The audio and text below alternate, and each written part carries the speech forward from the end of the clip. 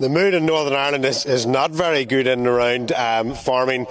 I mean, this farm that I'm on now is a family farm, and farms are being run like a franchise, and they're being run by the public sector.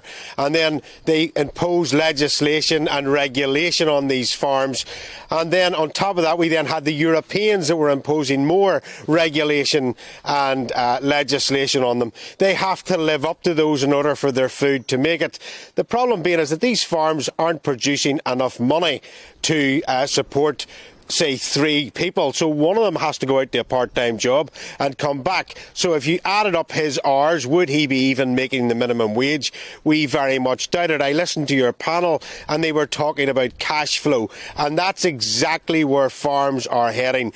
Everything they have, it is high product and very low margins, and they are being squeezed and squeezed by legislation and regulation. In Northern Ireland, that's got far worse with the protocol, of course. And I spent yesterday on the farm having a look at some amount of goods that have to be replaced on a regular basis.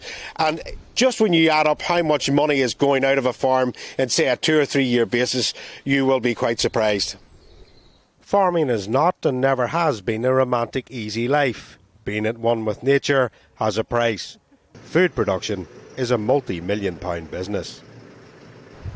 With so much physical work on a farm, machinery can be costly. Tractors are over £50,000 a piece.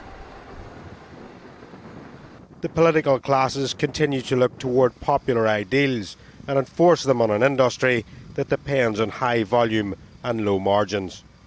With all the legislation and regulation around slurry, towers like this behind for storage can cost upwards of £200,000. Like all businesses, resources need replacing, and this must be budgeted for. Milking parlours are at the heart of any dairy farm, and to replace one such as this is £50,000. To produce animal food is expensive, so ensuring it is kept in a usable state is a must. These silos behind me are designed and built to hold the winter food. A price tag of £90,000. Unlike land, these items all depreciate in value and with age need replaced. We all get older, and a dairy herd is no different. For calves to be replaced into that herd takes about 2.5 years. It's estimated about £1,800 per calf, times an average of 20.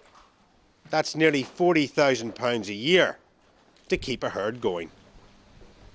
With farmyard milk prices being at less than 30 pence a litre, there is definitely no room for manoeuvre.